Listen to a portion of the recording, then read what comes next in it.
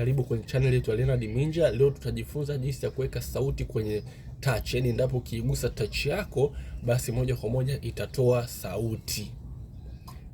Moja kwa moja tunaingia hapa kwenye setting ya simu. Baada ya hapo unaingia kwenye sound and vibration. Baada ya hapo kwenye sound and vibration unashuka chini unakubali sehemu pameandikwa touch sound. Hii hapa nadhani unaiona. Basi tunaiwasha kwa hapa hivi. Hapo moja kwa moja ukigusa sehemu yote patatoa sauti. Umeona, unasikia sauti